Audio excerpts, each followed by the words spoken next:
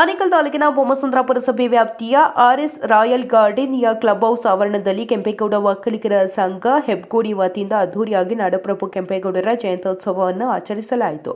ಇದೇ ಸಂದರ್ಭದಲ್ಲಿ ಸ್ವಾಮೀಜಿಗಳು ಹಾಗೂ ಗಣ್ಯರು ನಾಡಪ್ರಭು ಕೆಂಪೇಗೌಡರ ಭಾವಚಿತ್ರಕ್ಕೆ ಪುಷ್ಪನಮನ ಸಲ್ಲಿಸುವ ಮೂಲಕ ಕಾರ್ಯಕ್ರಮಕ್ಕೆ ಚಾಲನೆ ನೀಡಿ ಶುಭ ಹಾರೈಸಿದರು. ಇದೇ ಸಂದರ್ಭದಲ್ಲಿ ಆರ್ಎಸ್ ರಾಯಲ್ ಗಾರ್ಡನಿಯ ಕ್ಲಬ್ ಹೌಸ್ ಪ್ರಮುಖ ರಸ್ತೆಗಳಲ್ಲಿ ಹಲವು ಕಲಾ ತಂಡಗಳೊಂದಿಗೆ ಮೆರವಣಿಗೆ ನಡೆಸಲಾಯಿತು.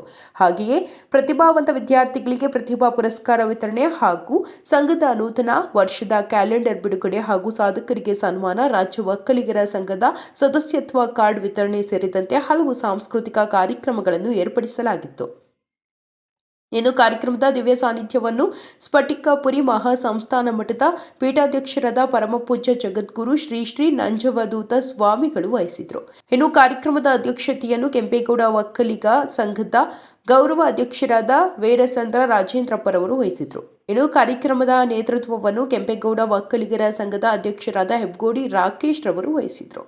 ಇನ್ನು ಕಾರ್ಯಕ್ರಮದಲ್ಲಿ ಅತಿಥಿಗಳಾಗಿ ವಿಧಾನ ಪರಿಷತ್ ಸದಸ್ಯ ರಾಮೋಜಿಗೌಡರು, ಸಮಾಜ ಸೇವಕರಾದ doctor H G. Prabhakar, doctor Anjinappa, ತಾನಂ ಕುಮಾರಸ್ವಾಮಿ, ಪ್ರೊಫೆಸರ್ ಕೃಷ್ಣೇಗೌಡರು, ಎಚ್.ಎನ್. ಗಿರೀಶ್, ಜಿ.ಎನ್. ಮೂರ್ತಿ, ಮಹೇಶ್ ಗೌಡ, ನಯನಹಳ್ಳಿ, ಮುನಿರಾಜು ಗೌಡ, ವೆಂಕಟರಮಣ, ಪಾರ್ಥಪ್ಪ, ರಾಮೇಗೌಡರು, ಸೀನಪ್ಪ, ಸುರೇಶ್, ರಾಮಚಂದ್ರಪ್ಪ, ನರಸಿಂಹಯ್ಯ, ಜನಾರ್ದನ್, ರಾಜಶೇಖರ್ ಭಾಗವಹಿಸಿದರು. ಇನ್ನು ಸಂಘದ ಪದಾಧಿಕಾರಿಗಳಾದ ಪುಟ್ಟಸ್ವಾಮಿ ಗೌಡ, ರತ್ನಕುಮಾರ್, ಕಾಂತರಾಜ್, ಧರ್ಮೇಗೌಡ, ಸತ್ಯನಾರಾಯಣ್, ಸುರೇಶ್, ಶೈಲೇಶ್, ಶ್ರೀನಿವಾಸ್, ದಿಲೀಪ್, ಪಣೇಶ್ ಗೌಡ, ಮುನಿ, ಲಿಂಗೇಗೌಡ, ರೇವಣ್ಣ, ಸಂಪತ್, ಲಿಂಗರಾಜ್, ಕಲಾವತಿ, ಸತ್ಯವತಿ, ಗಂಗಾ, ವೇದ, ಸೌಮ್ಯ ಮತ್ತು ಕೆಂಪೇಗೌಡ ಒಕ್ಕಲಿಗರ ಸಂಘದ ಪದಾಧಿಕಾರಿಗಳು ಮತ್ತು ಒಕ್ಕಲಿಗರ ಸಂಘದ ಕುಲಬಾಂಧವರು ಭಾಗವಹಿಸಿದರು.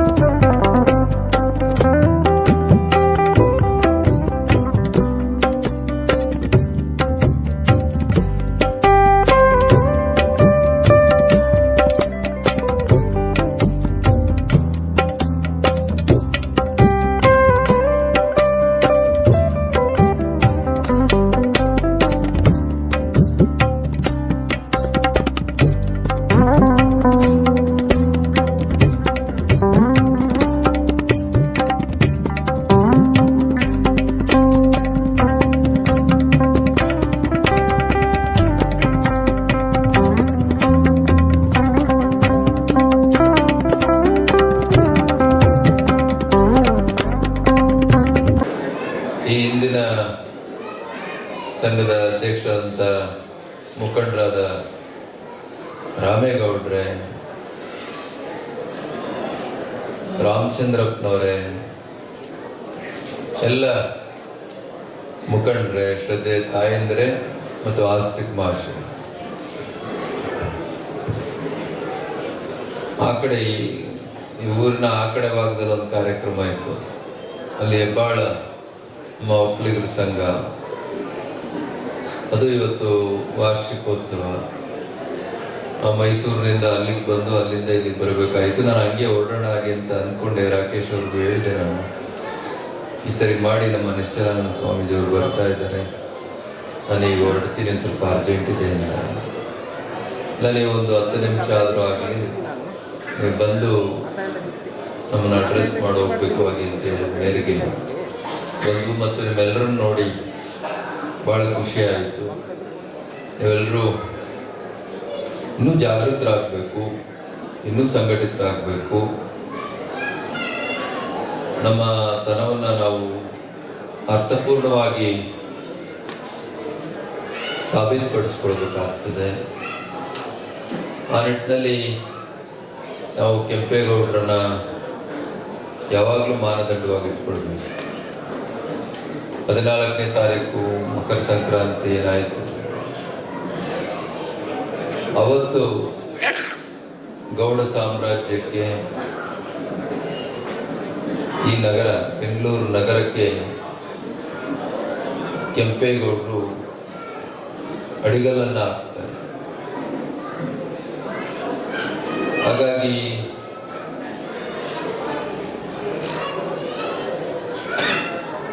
ನಾವು ಸರ್ಕಾರಕ್ಕೆ ಭಾಳ ಸರಿ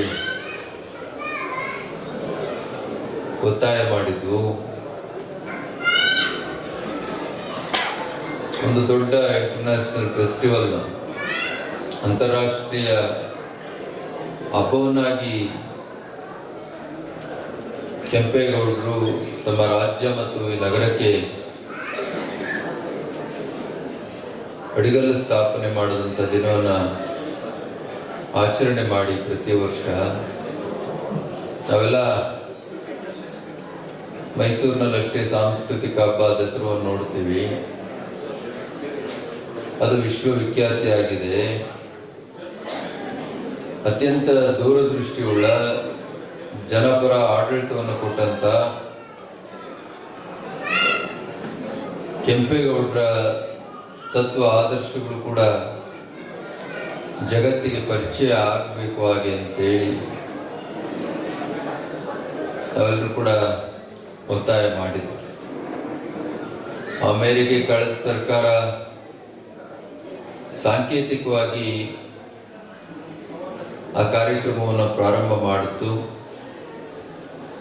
ಈ ಸರ್ಕಾರವು ಕೂಡ ಮಾಡ್ತೀವಿ ಅಂತೇಳಿ ಇನ್ನೂ ಅದನ್ನು ಅರ್ಥಪೂರ್ಣವಾಗಿ ಆಚರಣೆ ಮಾಡುವಂಥ ಕೆಲಸ ಆಗಲಿಲ್ಲ. ಹಾಗಾಗಿ ನಾನು ಈ ವೇದಿಕೆಯ ಮೂಲಕ ಸರ್ಕಾರಕ್ಕೆ ಹೇಳಲಿಕ್ಕೆ ಬಯಸ್ತೇನೆ, ನೀವು ಕೆಂಪೇಗೌಡರ ಯಾವುದೇ ಸರ್ಕಾರ, ಹಿಂದಿನ ಸರ್ಕಾರ, ಈಗಿನ ಸರ್ಕಾರದ ಮುಖ್ಯಮಂತ್ರಿಗಳೇ ಕೆಂಪೇಗೌಡರ ಜಯಂತಿಯನ್ನು ಅಧಿಕೃತವಾಗಿ ಘೋಷಣೆ ಮಾಡಿದರು, ಪ್ರಾಧಿಕಾರ ಮಾಡಿದ್ರು. ಮೊನ್ನೆ ನಡೆದಂಥ ಜೂನ್ನಲ್ಲಿ ನಡೆದಂಥ ಕೆಂಪೇಗೌಡ ಜಯಂತಿಯಲ್ಲಿ ಒಂದು ದೊಡ್ಡ ಭವನ ಕೂಡ ಅಡಿಗಲನ್ನು ಹಾಕುವಂಥ ಕೆಲಸ ಮಾಡಿದ್ದಾರೆ. ಇಂದಿನ BJP ಸರ್ಕಾರ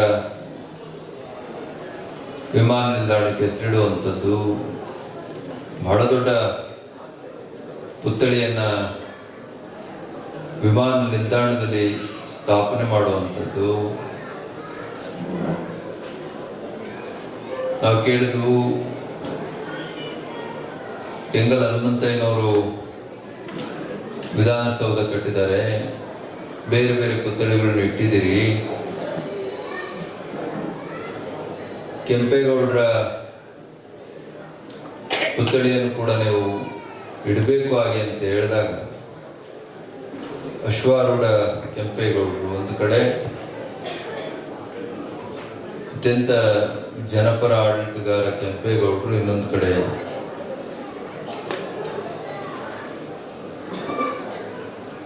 ವಚನಕಾರರು, ಬಹಳ ದೊಡ್ಡ ಕ್ರಾಂತಿಯನ್ನು ಈ ನಾಡಿನಲ್ಲಿ ತಮ್ಮ ಚಿಂತನೆಗಳ ಮೂಲಕ ತಂದಂಥ ಬಸವಣ್ಣವರ ಪುತ್ಥಳಿಯನ್ನು ಅನಾವರಣ ಮಾಡಿದ್ರು. ಬೇಕಾದಷ್ಟು ಕೆಲಸಗಳನ್ನ ಕೆಂಪೇಗೌಡರ ವಿಷಯವಾಗಿ ಮಾಡಿದ್ದಾರೆ. ನಾವು KGಯಿಂದ PGಯವರೆಗೆ ಅವರ ಜೀವನ ಚರಿತ್ರೆಯನ್ನು ಪಠ್ಯವನ್ನಾಗಿಡಿ ನಮ್ಮ ಪೀಳಿಗೆ, ಮುಂದಿನ ಪೀಳಿಗೆ ಕೆಂಪೇಗೌಡರ ನಾಯಕತ್ವ ಗುಣಗಳನ್ನು, ಆದರ್ಶಗಳನ್ನು, ದೂರದೃಷ್ಟಿತ್ವವನ್ನು ಅಳವಡಿಸ್ಕೊಳ್ಬೇಕು. ಅವರ ಚರಿತ್ರೆಯನ್ನು ಅವರು ಓದ್ಕೊಳ್ತಾ ಬೆಳೀಬೇಕು ಹಾಗೆ ಅಂತ ಹೇಳಿದ್ದೀವಿ. ಮತ್ತು ಒಂದು ಯೂನಿವರ್ಸಿಟಿ, ಒಂದು ದೊಡ್ಡ ವಿಶ್ವವಿದ್ಯಾಲಯಕ್ಕೆ ಅವರ ಹೆಸರನ್ನು ಇಡಬೇಕು. ಬೆಂಗಳೂರಿನಲ್ಲಿ 2-3 ವಿಭಾಗಗಳನ್ನು ಮಾಡಿದ್ದಾರೆ. ಇಲ್ಲ ಸೆಂಟ್ರಲ್ ಯೂನಿವರ್ಸಿಟಿಗಾದರೂ ಇಡಿ, ಆ ಕಡೆ ವಿಶ್ವೇಶ್ವರಯ್ಯ ವಿಶ್ವವಿದ್ಯಾಲಯ ಹಾಗೆ ಅಂತೇಳಿ ಮಾಡಿದ್ದಾರೆ. ಒಂದು ಒಳ್ಳೆ ದೊಡ್ಡ ಯೂನಿವರ್ಸಿಟಿಗೆ ಕೆಂಪೇಗೌಡರ ಹೆಸರನ್ನು ನಾಮಕರಣ ಮಾಡಿ ಹಾಗೆ ಅಂತೇಳಿ ಕೇಳಿದರು. ಬೇಕಾದಷ್ಟು ಬೇಡಿಕೆಗಳು ಇನ್ನೂ ಬಾಕಿ ಇದ್ದಾವೆ.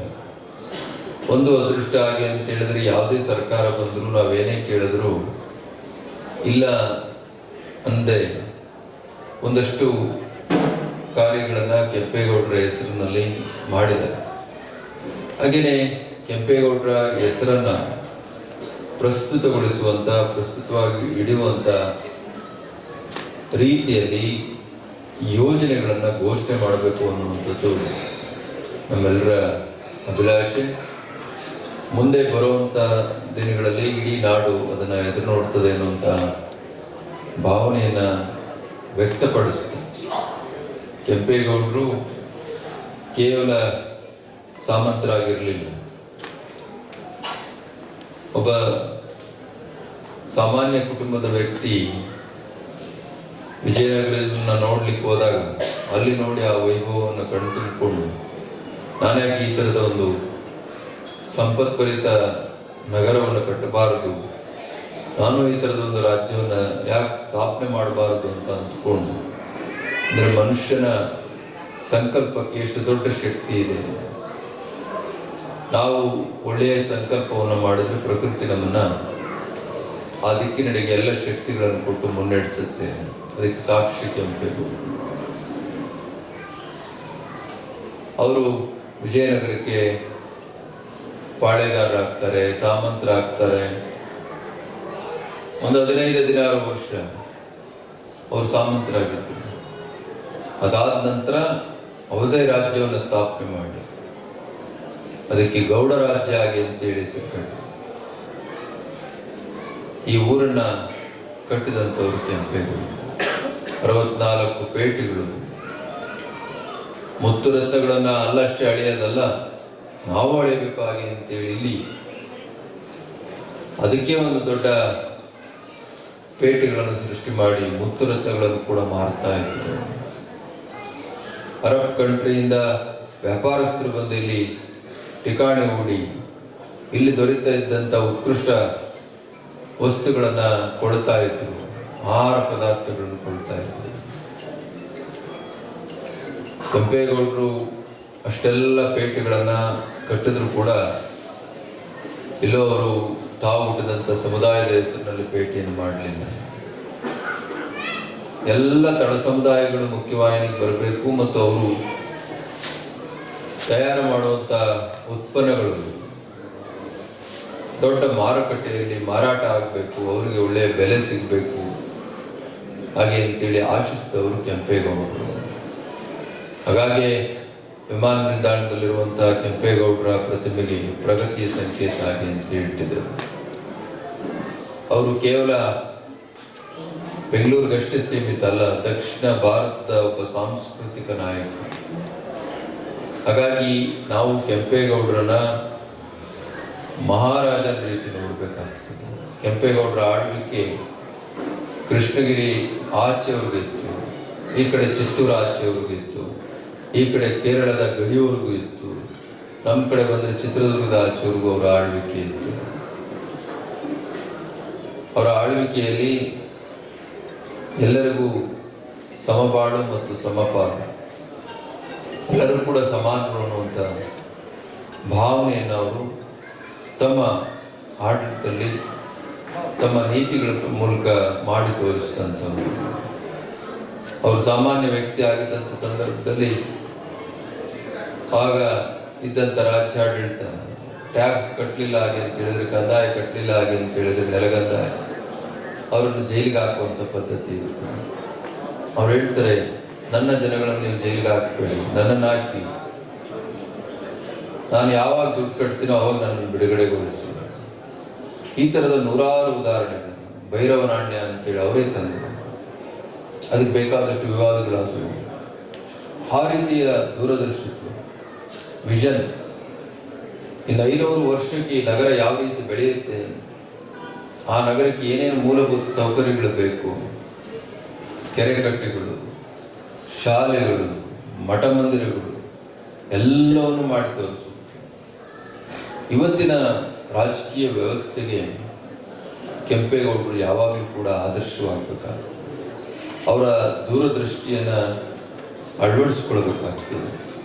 ಆ ನಿಟ್ಟಿನಲ್ಲಿ ಕೆಂಪೇಗೌಡರ ಪ್ರಸ್ತುತತೆ ಅದು ನಿರಂತರವಾಗಿರಬೇಕು ಅನ್ನುವಂಥ ಭಾವನೆಯನ್ನು ಈ ಸಂದರ್ಭದಲ್ಲಿ ವ್ಯಕ್ತಪಡಿಸ್ತಾ, ಈ ಸಂಘ ಬಹಳ ವರ್ಷಗಳಿಂದ ಕ್ರಿಯಾಶೀಲವಾಗಿ ಕೆಲಸ ಮಾಡ್ತಾ ಇದೆ. ಬೇರೆ ಬೇರೆ ಆಯಾಮ ನಮ್ಮ ಜನಗಳನ್ನು ಒಟ್ಟುಗೂಡಿಸುವಂಥ, ಸಂಘಟಿಸುವಂಥ, ಅವರನ್ನು ಮತ್ತು ಅವರ ನೋವಿಗೆ ಸ್ಪಂದಿಸುವಂಥ ಕೆಲಸವನ್ನು ಬಹಳ ವರ್ಷಗಳಿಂದ ಮಾಡ್ತಾ ಇದೆ. ನಾನು ಕೂಡ 2-3 ಬಾರಿ ಈ ಕಾರ್ಯಕ್ರಮಕ್ಕೆ ಭಾಗವಹಿಸಿದ್ದೀನಿ. ಅವಾಗ ರಾಮೇಗೌಡರು ಅಧ್ಯಕ್ಷರಿದ್ದರು, ಅವಾಗ ನಮ್ಮ ಬಚ್ಚೇಗೌಡರು, ನಾವು ಕೃಷ್ಣ ಬೈರೇಗೌಡರು ಎಲ್ಲ ಬಂದಿದ್ದರು. ಭಾಳ ಚೆನ್ನಾಗಾಯ್ತು ಕಾರ್ಯಕ್ರಮ. ಒಂದು ಸಣ್ಣ ಸಮಾವೇಶ ಮಾಡಿದರು. ನೀವು ಅದಾದಮೇಲೆ ಏನು ಮಾಡಲಿಲ್ಲ, ಸ್ವಂತ ಜಾಗ ಮಾಡ್ಕೊಂಡಿದ್ದೀರಾ, ನೀವೆಲ್ಲ ಬಲಿಷ್ಠ ಇದ್ದೀರಿ. ಇಲ್ಲಿ ಒಂದು ಸಣ್ಣ ಜಾಗ ಮಾಡ್ಕೊಳ್ಳಿಲ್ಲ, ಆಗಿನ ಸಂಘ ಯಾಕೆ ಮಾಡ್ಕೊಳ್ತೀರಿ? ಈಗ ಅಲ್ಲಿ ಸಂಘ ಆಗಿ ಒಂದು 10-12 ವರ್ಷ ಆಯ್ತಾ? ಇದು ಇಷ್ಟು ವರ್ಷ ಆಯ್ತು ನೋಡ್ರಿ. ಇಷ್ಟೊತ್ತಿಗಾಗಲೇ ನೀವು ಜಾಗ ಮಾಡಬೇಕಾಯ್ತು. ನಾನು ಹೋದ ಸರಿ ಬಂದಾಗ ಅವ್ರಿಗೆ ಕೂಡ ಅಲ್ಲಿ ಹೇಳಿದ್ದೆ, ನಾನು ಹೆಬ್ಗೋಡಿ ಸಂಘದವ್ರಿಗೆ. ಅವರು ಈಗ ಒಂದು 10,000 ಚದರಡಿ ಜಾಗವನ್ನು ಮಾಡಿ ಅಲ್ಲಿ ಕೆಂಪೇಗೌಡರ ಪುತ್ಥಳಿಯನ್ನು ಈಗ ತಾತ್ಕಾಲಿಕವಾಗಿಟ್ಟು ಇವತ್ತು ಲೋಕಾರ್ಪಣೆಗೊಳಿಸುವಂಥ ಕೆಲಸ ಮಾಡಿದ್ರು ಅವರು.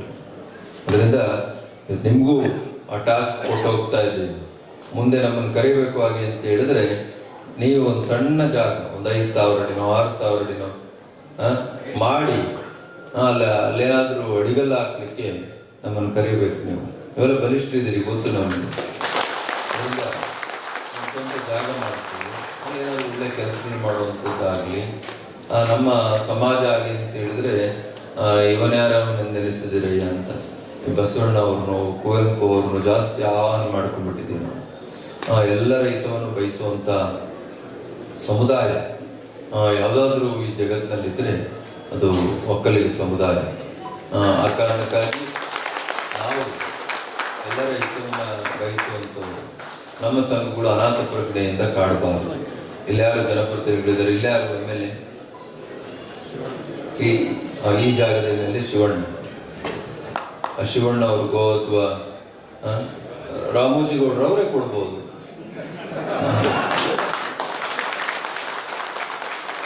ಅವರಿಗೆ ಶಕ್ತಿ ಇದೆ, ಅವರೇ ಕೊಟ್ಟರು ಬಹಳ ಸಂತೋಷ. ಒಂದು 5,000 ಅಡಿನೋ 6,000 ಅಡಿನೋ, ಇಲ್ಲ ಇನ್ನೂ ಒಂದು ಸ್ವಲ್ಪ ಅವ್ರ ಮನಸ್ಸು ತುಂಬಂದ್ರೆ ಒಂದು 10,000 ಅಡಿನೋ ಕೊಡಲಿ.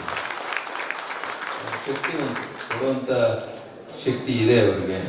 ಆಮೇಲೆ ಅವ್ರ ಸರ್ಕಾರ ಕೂಡ ಇದೆ, ಅದು ದುಡ್ಡು ಹಾಕಿಸ್ಕೊಡ್ಬೋದು. ಅದರಿಂದ ನೋಡೋಣ, ರಾಮೋಜಿಗೌಡರಿಗೆ ಆ ಜವಾಬ್ದಾರಿಯನ್ನ ನಿಮ್ಮೆಲ್ಲರೂ ಜೋರು ಚಪ್ಪಾಳೆಯನ್ನು ಆ ಜವಾಬ್ದಾರಿಯನ್ನ ಹೊರಿಸ್ತಾ ಗೌಡ್ರು ಮಾಡ್ತೀರಾ? ಮಾಡ್ಬೋದು, ಮಾಡಿ ಮಾಡಿ ಮಾಡಿ. ನಿಮ್ಗೆ ಶಕ್ತಿ ಇದೆ. ಒಳ್ಳೆ ಜಾಗನ ಅವರೇ ಬೇಕಾದಷ್ಟು ದೊಡ್ಡ ದೊಡ್ಡ ಲೇಔಟ್ಗಳು ಮಾಡಿದ್ದಾರೆ, ಅಲ್ಲೇ ಕೊಟ್ಟು ನಾವೇನು ಬೇಡ ಅನ್ನಲ್ಲ. ಒಳ್ಳೆ ನೋಡಿ ಸಂಘದ ಜಾಗ ಕೊಡಲಿ, ಒಂದು ಸಂಘ ಒಂದು ಜಾಗ ಮಾಡಿಕೊಳ್ಳಿ. ಅವರ MLA ಇಲ್ಲಿದ್ದಾರೆ ಶಿವಣ್ಣ, ಅವರೆಲ್ಲ ಸೇರ್ ಮಾಡಲಿ. ಶಿವಣ್ಣ ಸಿಕ್ಕಾಗ ನಾನು ಹೇಳ್ತೀನಿ, ಇನ್ನೂ ನಮ್ಮ ಮುನ್ರಾಜಗೌಡರು ನಾರಾಯಣ ಸ್ವಾಮಿ ಅವ್ರಿಗೆ ಹೇಳಿ, ಅವರು ಬೇಕಾದಂಥ ಸಹಕಾರವನ್ನು ಕೊಡಿಸ್ತಾರೆ. ನೀವೆಲ್ಲರೂ ಸೇರಿಕೊಂಡು ಒಂದು ಒಳ್ಳೆ ಜಾಗ ಮಾಡಿ ಅಲ್ಲೊಂದು ಒಳ್ಳೆ ಒಕ್ಕಲಿಗರ ಭವನ ಕಟ್ಟಿ ಅದರ ಉದ್ಘಾಟನೆ ನಮ್ಮೆಲ್ಲರನ್ನು ಕರೀರಿ, ನಾವು ಮತ್ತೆ ಬರ್ತೀವಿ ಹೇಳ್ತಾ ನಮ್ಮ ಜೊತೆಯಲ್ಲಿ ನಾವೆಲ್ಲರೂ ಸದಾ ಇರ್ತೇವೆ. ನೀವು ಒಳ್ಳೆ ಕೆಲಸಗಳನ್ನ ಮಾಡಿ. ಮತ್ತು ನಾನು ಕೇಳಿದೆ ರಾಕೇಶ್ನ ಮತ್ತು ರಾಜೇಂದ್ರಪ್ಪನವ್ರನ್ನ, ಬೇಕಾದಷ್ಟು ಬೇರೆ ಬೇರೆ ಆಯಾಮಗಳಲ್ಲಿ ತುಂಬ ಕಾರ್ಯಚಟುವಟಿಕೆಗಳನ್ನು ಈ ಸಂಘ ಕ್ರಿಯಾಶೀಲವಾಗಿ ಮಾಡ್ತಾ ಇದೆ. ಅದನ್ನು ಮುಂದುವರಿಸಿ. ನಿಮಗೆ ಸಹಾಯ ಮಾಡಲಿಕ್ಕೆ ಒಕ್ಕಲಿಗರೇ ಆಗಬೇಕು ಅಂತೇನಿಲ್ಲ. ಯಾರ ನೋವಲ್ಲಿದ್ದರೂ ಕೂಡ ನಮಗೆ ಒಕ್ಕಲಿಗರ ಸಂಘ ಬಂದು ಸಹಾಯ ಮಾಡಿತು ಅಂತ ಹೇಳಿದ್ರೆ ಅದಕ್ಕಿಂತ ಆತ್ಮತೃಪ್ತಿ, ಹೆಮ್ಮೆ ಮತ್ತೊಂದಿಲ್ಲ. ನೀವು ಆ ನಿಟ್ಟಿನಲ್ಲಿ ನೀವು ಒಳ್ಳೆಯ ಕಾರ್ಯಯೋಜನೆಗಳನ್ನು ರೂಪಿಸ್ಕೊಳ್ಳಿ ಆಗಿ ಅಂತ ಹೇಳ್ತಾ ಎಲ್ಲರ ಬದುಕಿನಲ್ಲಿ ಭಗವಂತ ಆರೋಗ್ಯಪೂರ್ಣ ಬದುಕನ್ನು, ಸುಖ ಸಮೃದ್ಧಿಯನ್ನು ಸದಾ ಕರುಣಿಸಲಿ ಆಗಿ ಅಂತೇಳಿ ತುಂಬ ಹೃದಯದಿಂದ ಹಾರೈಸ್ತೇವೆ.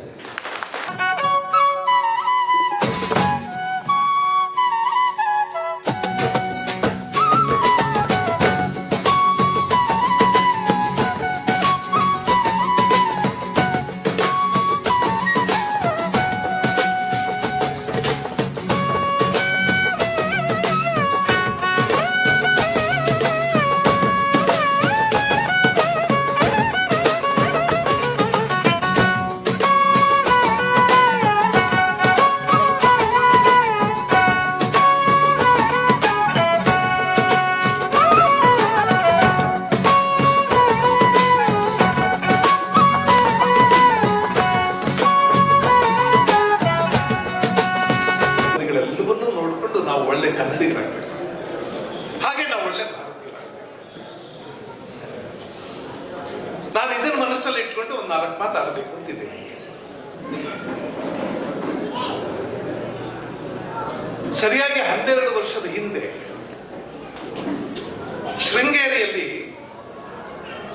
ಶೃಂಗೇರಿಯ ಆದಿಚುಂಚನಗಿರಿ ಶಾಖಾ ಮಠದಲ್ಲಿ ಒಂದು ಕಾರ್ಯಕ್ರಮ. ಆ ಕಾರ್ಯಕ್ರಮಕ್ಕೆ ದಯಮಾಡಿಸಿದವರು ಶೃಂಗೇರಿಯ ಪೇಜಾವರ ಜಗದ್ಗುರುಗಳು ಶ್ರೀ ಪೇಜಾವರ ಸ್ವಾಮಿ, ಪೇಜಾವರ ಮಠದ ವಿಶ್ವೇಶ್ವರ ತೀರ್ಥ ಸ್ವಾಮೀಜಿಯವರು. ಅವ್ರು ಹೇಳಿದಂತ ಒಂದು ಮಾತು ನನಗೆ ಯಾವಾಗಲೂ ಹಾಂಟ್ ಮಾಡ್ತಾ ಇರುತ್ತೆ. ಎಷ್ಟು ಚೆನ್ನಾಗಿ ಹೇಳಿದ್ರು ಗೊತ್ತಾ? ಅದನ್ನ ನಾವೇ ಯಾರಾದ್ರೂ ಹೇಳಿದ್ರೆ ಅದಕ್ಕಷ್ಟು ಮೌಲ್ಯ ಇರ್ತಿರ್ಲಿಲ್ಲ. ನಾನು, ಪ್ರಭಾಕರ್ ಅವರು, ರಾಮೋಜಿಗೌಡರು ನಾವು ಹೇಳಿದ್ರೆ ಅದಕ್ಕೆ ಮೌಲ್ಯ ಅಲ್ಲ. ಅದನ್ನ ವಿಶ್ವೇಶ್ವರ ತೀರ್ಥ ಸ್ವಾಮೀಜಿಯವರು ಹೇಳಿದ್ರು ಅಂತ ಮೌಲ್ಯ. ಅವರೇನ್ ಹೇಳಿದ್ರಲ್ಲ, ಒಕ್ಕಲಿಗ ಸಮುದಾಯ ಈ ಜಗತ್ತಿಗೆ ಒಬ್ಬ ಮಹಾಪ್ರಭುವನ್ನ, ಒಬ್ಬ ಮಹಾಕವಿಯನ್ನ, ಒಬ್ಬ ಮಹಾಗುರುವನ್ನು ಕೊಟ್ಟಿದೆ. ಇನ್ನೇನ್ ಬೇಕು?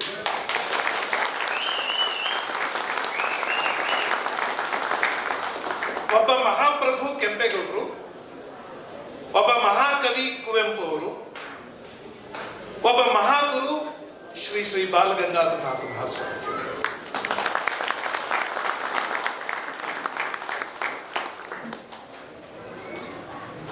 ಈ ಮಾನವ ಶಾಸ್ತ್ರದಲ್ಲಿ ಒಂದು ಅರಿವಿದೆ, ಒಂದು ತಿಳುವಳಿಕೆ ಇದೆ.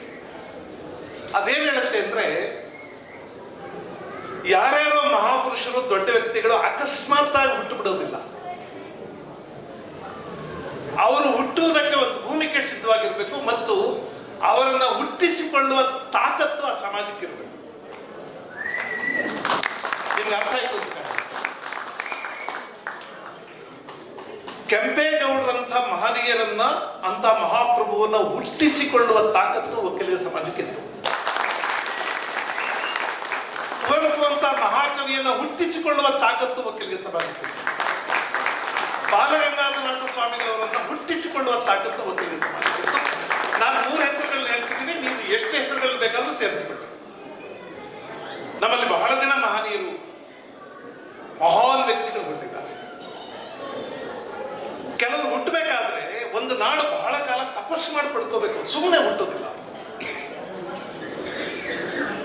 ಒಬ್ಬ ಮಹಾನ್ ಗಾಯಕ, ಒಬ್ಬ ಮಹಾ ಕಲಾವಿದ, ಒಬ್ಬ ಮಹಾಶಿಲ್ಪಿ, ಒಬ್ಬ ಮಹಾಕವಿ, ಒಬ್ಬ ಮಹಾ ಆಡಳಿತಗಾರ, ಒಬ್ಬ ಮಹಾ ರಾಜನೀತಿಜ್ಞ, ಒಬ್ಬ ಮಹಾ ಮುತ್ಸದ್ದಿ, ಇವ್ರು ಯಾರಾದ್ರೂ ಹುಟ್ಟಬೇಕಾದ್ರೆ ಸುಮ್ಮನೆ ಹುಟ್ಟೋದಿಲ್ಲ.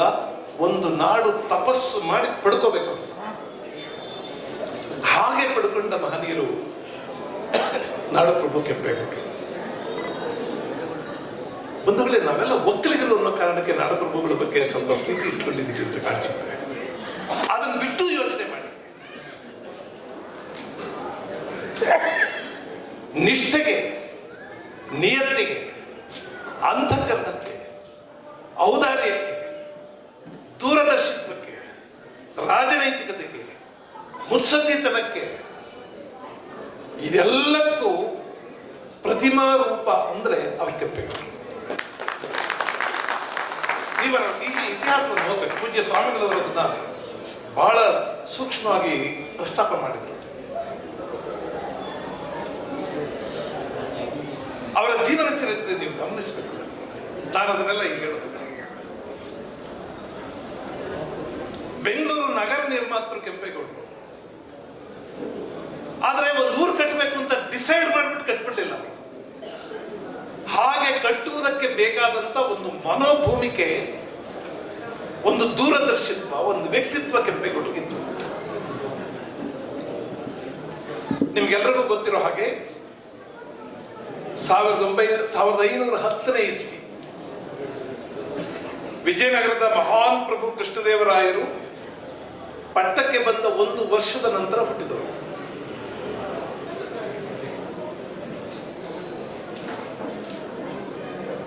ಸಾವಿರದ 1515ರಲ್ಲಿ ವಿಜಯನಗರದಲ್ಲಿ ನವರಾತ್ರಿ ಉತ್ಸವ ಆಗ್ತಿದ್ದಾಗ ಇವರು ತಂದೆ ಜೊತೆ ಹೋಗಿದ್ರು, ಕೆಂಪನಂಜೇಗೌಡರ ಜೊತೆ ಹೋಗಿದ್ರು ಕೆಂಪೇಗೌಡರು.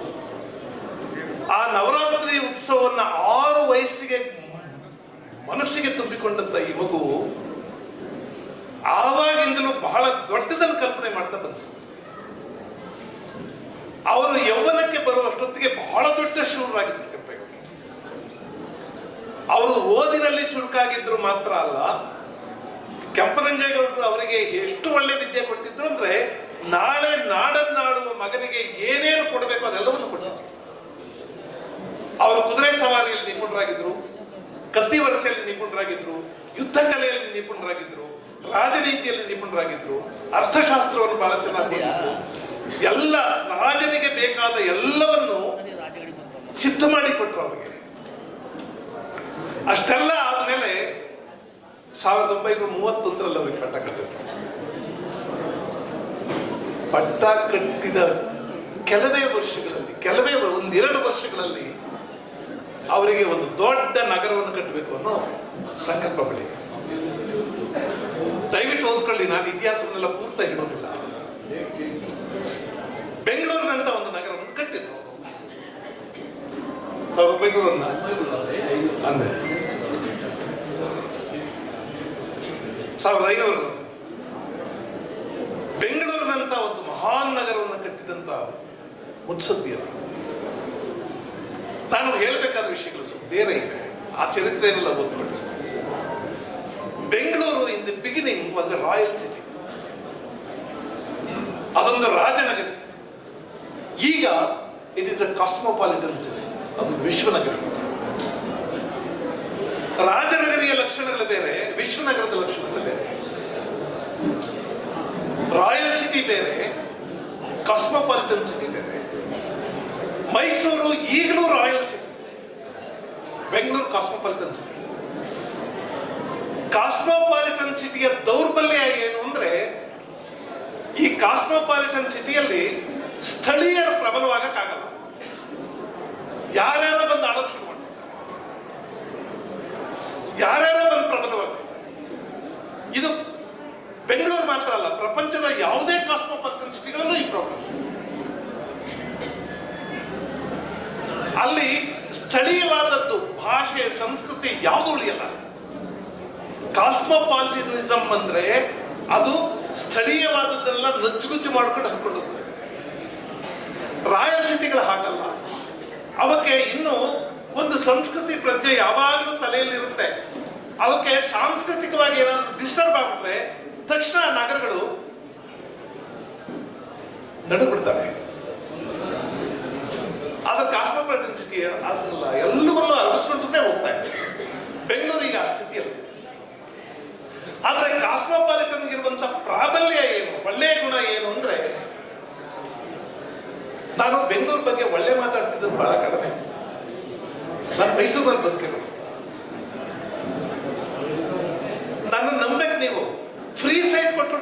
ಬಂದು ವಾಸ ಮಾಡಲ್ಲ. ಯಾಕೆಂದ್ರೆ ಇದು ವಾಸಯೋಗ್ಯವಾದ ನಗರ ಅಲ್ಲ ಅಂತ ನಾನು ಬಹಳ ಸಲ ಹೇಳ್ತಿರ್ತೇನೆ. ಆದ್ರೆ ಈಚೆಗೆ ನನ್ನ ಅಭಿಪ್ರಾಯ ಬದಲಾಗಿದೆ. ಬೆಂಗಳೂರು ವಾಸಕ್ಕೆ ಯೋಗ್ಯವಲ್ಲ, ನಿಜ. ಯಾಕಂದ್ರೆ ಆಮೇಲೆ ಬೆಂಗಳೂರಿನ ಜವಾಬ್ದಾರಿ ವಹಿಸಿಕೊಂಡ ಎಲ್ಲ ಸರ್ಕಾರಗಳು ಒಂದು ಬಹಳ ದೊಡ್ಡ ದೂರದರ್ಶಿತ್ವ ಇಟ್ಕೊಂಡು ಬೆಂಗಳೂರು ಕಟ್ಟಿಲ್ಲ. ಸರ್ಕಾರಗಳು ಹಿಂಗೆ ಇರ್ತವೆ. ನಾವು ಸರ್ಕಾರಗಳಿಂದ ತುಂಬಾ ನಿರೀಕ್ಷೆ ಮಾಡಬಾರ್ದು, ಬಹಳ ನಿರೀಕ್ಷೆ ಮಾಡಬಾರ್ದು. ಯಾಕೆಂದ್ರೆ ಸರ್ಕಾರಗಳು ಪ್ಲಾನ್ ಮಾಡಿದ್ರೆ 5 ವರ್ಷಕ್ಕೆ, ಮುಂದಕ್ಕೆ ಹೆಂಗಾಯ್ತದೋ ಏನು. ಈಗ 5 ವರ್ಷಕ್ಕೆ ಏನ್ ಬೇಕು ಅಷ್ಟು ಮಾಡ್ಕೊಳ್ಳೋಣ ಅಂತ. ಆದ್ರೆ ರಾಜಪ್ರಭುತ್ವಗಳಾಗಲ್ಲ. ನನ್ನ ಮಗನೇ ಆಳ್ತಾನೆ ಅಂತ ಅವ್ನಿಗೆ ಗ್ಯಾರಂಟಿ ಇರ್ತಿತ್ತು. ರಾಜ ನನ್ನ ಮಗ ಮೊಮ್ಮಗ ಎಲ್ಲ ಇರ್ತಾರೆ ಅಂತ ಅವರು ಒಂದು ಫಾರ್ ಸೈಟೆಡ್ ಬ್ಲೂ ಪ್ರಿಂಟ್ ಇಟ್ಕೊಂಡು ಕಾರ್ಯಕ್ರಮಗಳು ಮಾಡ್ತಿದ್ರು. ಪ್ರಜಾಪ್ರಭುತ್ವದ ಸರ್ಕಾರಗಳು ಹೀಗೆ ಯೋಚನೆ ಮಾಡಿದ್ರು. ನಮ್ಮ ರಾಜ್ಯದಲ್ಲ, ಪ್ರಪಂಚದಲ್ಲಿ ಎಲ್ಲೂ ಹೀಗೆ ಇರ್ತದೆ. 5 ವರ್ಷಕ್ಕೆ ಏನಾಗಬೇಕು ಅಂತ ಯೋಚನೆ ಮಾಡ್ತಾರೆ. ದೂರದರ್ಶಿತ್ವ ಇರುವಂತ ರಾಜಕಾರಣಿಗಳು ಈಗ ಬಹಳ ಕಡಿಮೆ, ಎಲ್ಲಿಯೂ ಪ್ರಪಂಚದಲ್ಲೆಲ್ಲ ಕಡಿಮೆ. ಯಾವ ಪಕ್ಷ ಏನು ಭೇದ ಇಲ್ಲ. ಆದ್ರಿಂದ ಬೆಂಗಳೂರು ಈಗ ಅದು ವಾಸಯೋಗ್ಯವಾಗಬೇಕಾಗಿತ್ತು, ಆಗಿಲ್ಲ. ಆದ್ರೆ ಒಂದು ಅದ್ಭುತವಾದದ್ದಾಗಿದೆ, ಅದು ಕಾಸ್ಮೋಪಾಲಿಟನ್ ಸಿಟಿ. ಆದ್ರಿಂದ ದಿ ಬೆಸ್ಟ್ ಅನ್ನೋದು ಏನೇನೋ ಇದೆಯಲ್ಲ ಅದೆಲ್ಲ ಬೆಂಗಳೂರಿನಲ್ಲಿ ಸಿಗ್ತಾ ಇದೆ. The best doctors are available in Bengaluru. The best scientist are available in Bengaluru. Science ಸಂಬಂಧಪಟ್ಟ ಹಾಗೆ ಏನೇನು ಫ್ಯಾಕಲ್ಟಿ ಇದೆಯೋ ಅದೆಲ್ಲವೂ ಬೆಂಗಳೂರಿನಲ್ಲಿದೆ, ಎಲ್ಲವೂ ಬೆಂಗಳೂರಿನಲ್ಲಿದೆ. ನನಗೆ ಗೊತ್ತಿರುವ ಎಷ್ಟೋ ಜನ ಡಾಕ್ಟರ್ಗಳು ಬೆಂಗಳೂರಿನಲ್ಲಿ ಇರ್ತಾರೆ. ನಮ್ಮ ಆಸ್ಪತ್ರೆಯಲ್ಲಿ ಅವರ ಆಸ್ಪತ್ರೆಗೆ ಕೊಡ್ತಾರೆ ಮಾತಾಡುವಾಗ ಪ್ರಪಂಚದಲ್ಲಿ ಏನೇನು ಫೆಸಿಲಿಟಿ ಇದೆ, name it in America, B it in Singapore, B it in Europe, ಎಲ್ಲಾದ್ರೂ ಆಗಲಿ ಏನೇನು ಸವಲತ್ತುಗಳಿವೆ ಅದೆಲ್ಲವೂ ಬೆಂಗಳೂರಿನಲ್ಲಿದೆ ಅಂತ ಹೇಳ್ತಾರೆ. ನಮ್ಮ ಹಾಸ್ಪಿಟಲ್ ಇದೆ ಅಂತ ಹೇಳ್ತಾರೆ. ಸೊ ಬೆಂಗಳೂರು ಆ ದೃಷ್ಟಿಯಿಂದ ಒಂದು ಅದ್ಭುತವಾದದ್ದು. ಇದಕ್ಕೆ ಫೌಂಡೇಶನ್ ಹಾಕಿದವರು ಕೆಂಪೇಗೌಡರು ಅಂತಂದ್ರೆ ಇಡೀ ಬೆಂಗಳೂರು ಕೆಂಪೇಗೌಡರು ಕೃತಜ್ಞತೆ.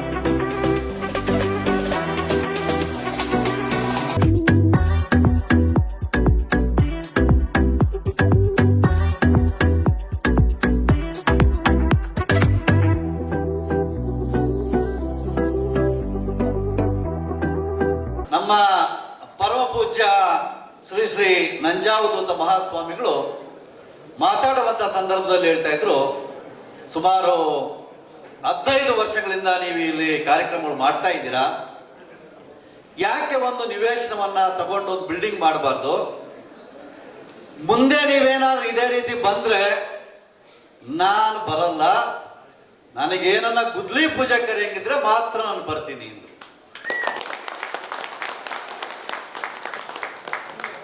ಹೌದು, ಯಾಕಂತಂದ್ರೆ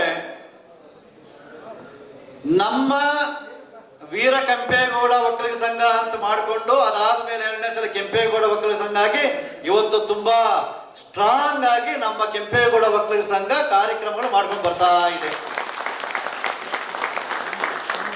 ಆದ್ರೆ ಇದಕ್ಕಿಂತ ಲೇಟ್ ಆಗಿ ಆಗಿರ್ತಕ್ಕಂಥ ಸೌತ್ ಅಂದ್ರೆ ಜಿಗಣಿ ಹೋಬಳಿ ಇದೆ, ಅವರು ಎಕರೆಗಟ್ಟಲೆ ಜಾಗ ತಗೊಂಡ್ಬಿಟ್ಟು ಈಗ ಒಂದು ನಮ್ಮ ಒಕ್ಕಲಿಗರ ಭವನ ನಿರ್ಮಾಣ ಮಾಡ್ಲಿಕ್ಕೆ ಅವ್ರು ಪ್ರಯತ್ನ ಮಾಡ್ತಾ ಇದ್ದಾರೆ.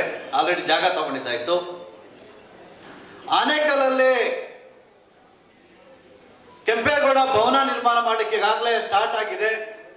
ನಾನು 15 ಲಕ್ಷ ಕೊಟ್ಟೆ ಈ ವರ್ಷ, ಇನ್ನ 5 ಲಕ್ಷ ಬೇಕು ಅಂತ ಬೇಡಿಕೆ ಇಟ್ಟಿದ್ದಾರೆ. ಇನ್ನ 5 ಲಕ್ಷ ಬೇಕೇ ಬೇಕು ಅಂತ. ಹಾಗಾಗಿ ನಮಗಿಂತ ತಡವಾಗಿ ಹುಟ್ಟತಕ್ಕಂತ ಸಂಘಗಳು ನಿವೇಶನ ಮಾಡಿ ನೀವ್ಯಾಕೆ ಮಾಡಬಾರ್ದು ಅಂತ. ಹಾಗಾಗಿ ನಾನು ಈ ಭಾಗದವನಾಗಿ ತಮ್ಮ ಜೊತೆಯಲ್ಲಿರ್ತೀನಿ. ಯಾವಾಗ ನೀವು ಈ ಒಂದು ಭವನ ನಿರ್ಮಾಣ ಮಾಡಬೇಕು ಅಂತೀರಾ, ನಾನು ಸಹ ಈ ಭವನಕ್ಕೂ ಸಹ ಸುಮಾರು ನನ್ನ ನಿಧಿಯಿಂದ 15 ಲಕ್ಷ ರೂಪಾಯಿಗಳನ್ನ ನಾನು ನೋಡ್ತೀನಿ. 2 ಇದೆ ಇಲ್ಲಿ. ಒಂದು ಸ್ವಂತ ಸೈಟ್ ತಗೊಳ್ಳೋದ ಅಥವಾ ಲೀಸ್ ತಗೊಳ್ಳೋದ ಅಂತ. ಏನ್ ಲೀಸ್ಗೆ 90 ವರ್ಷ ಹಿಂಗೆಲ್ಲ ಕೊಡ್ತಾರೆ, ನಾವು ನಮ್ಮ ಮಕ್ಕಳು ನಮ್ಮ ಮೊಮ್ಮಕ್ಕಳು ಇರ್ಬೋದು, ಏನ್ ಪ್ರಾಬ್ಲಮ್ ಇಲ್ಲ. ಲೀಸ್ಗಾದ್ರೆ ತುಂಬಾ ಈಸಿ. ಬೇಕಾದ್ರೆ ನಮ್ಮ ಲೇಔಟ್ ಇರ್ತಕ್ಕಂಥ ನಾವು ರೆಕಮೆಂಡ್ ಮಾಡಿ ಇನ್ನೊಂದು ಮಾಡ್ಬೋದು. ನಮ್ಮ ಪ್ರಭಾಕರ್ ಅವರು ಹೇಳ್ತಾ ಇದ್ರು, ಸರ್ ನೀವು ನಿವೇಶನವನ್ನು ಅರೇಂಜ್ ಮಾಡಿ, ನಾನು ಸಹ ಸ್ವಲ್ಪ ಬಿಲ್ಡಿಂಗ್ ಫಂಡ್ ಕೊಡಿಸ್ತೀನಿ ಸರ್ ಅಂತೇಳಿ. ಹಾಗಾಗಿ ಆ ಒಂದು ಪ್ರಯತ್ನವನ್ನ ಮಾಡಿ ಒಗ್ಗಟ್ಟಾಗಿ ಕೆಲಸ ಮಾಡಿ. ಕೆಂಪೇಗೌಡ ಒಕ್ಕಲಿಗ ಸಂಘಕ್ಕೆ ಹೆಬ್ಬಗೋಡಿಗೆ ಒಂದು ಇತಿಹಾಸ ಇದೆ. ಸುಮಾರು 10-15 ವರ್ಷಗಳ ಹಿಂದೆ ನಾವು ಒಕ್ಕಲಿಗರ ಸಮಾವೇಶ ಅಂತ ಮಾಡಿದಾಗ 5 ಕಿಲೋಮೀಟರ್ ರ್ಯಾಲಿ ಇತ್ತು. ಎಷ್ಟು ಕಿಲೋಮೀಟರ್? 5 ಕಿಲೋಮೀಟರ್. ಸಾವಿರಾರು ಜನ ಒಂದು ವಾರ ಆದ್ಮೇಲೆ ನಾವಿಲ್ಲಿ ಸಭೆಯನ್ನು ಸೇರಿದ್ವಿ.